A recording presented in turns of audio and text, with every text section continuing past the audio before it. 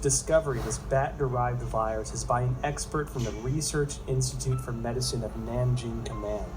A paper published in 2018 states that scientists from this institute detected many SARS-like coronaviruses in bats from Zhoushan City, also known as bat-like coronavirus, Zhoushan virus. In short, scientists found the Wuhan coronavirus, the current pandemic, is highly similar to a bat SARS-like coronavirus previously discovered by the Nanjing Military Research Institute, showing 100% amino acid similarity in NSP7 and envelope protein, the E protein. What does this high similarity reveal? Hard to see proteins 100% identical when the virus jumps species. And so that was suggesting maybe the virus could be generated with a reverse engineer process. I certainly believe that the 100% amino acid similarity says it can't possibly be a natural mutation. It almost certainly is a recombination event that was laboratory driven.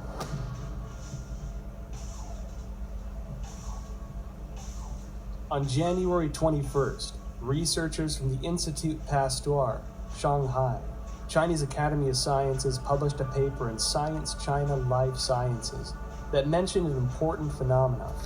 The sequence of a key part of S-protein of Wuhan virus has high homology with the SARS virus. What are S-proteins? In the well-known coronavirus picture, they are little mushrooms attached to the surface of the virus. These S-proteins, also known as spine proteins or spike proteins, are the most important tool for the coronavirus to invade human cells.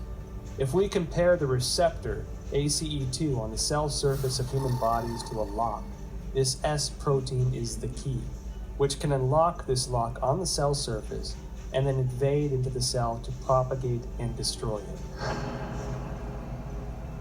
That means virus now can infect human cell much easier. That's probably also one of the important reasons that contributing to multi-organ failure when people have a very severe disease. So it can spread out in the human body much faster. Well, the S proteins, the high similarity of the S proteins from SARS-1 to now SARS-2, that's your spike protein. That's the lock and key. That's going to be what drives it right through human cells. And so we know that's the pathogenic spike protein that for the original SARS. So now you're allowing that access to human tissues because the spike proteins of the natural evolutionary strains don't infect human cells at all. So that research has been going on at Wuhan and published since 2007. And clearly, if that spike protein from SARS weren't on the new COVID-19 or SARS-2, it wouldn't be able to enter human cells. So again, this is evidence that it couldn't go through the Wuhan seafood market, because how did you get that spike protein off the original SARS from bats or any other way? It's lab derived. Research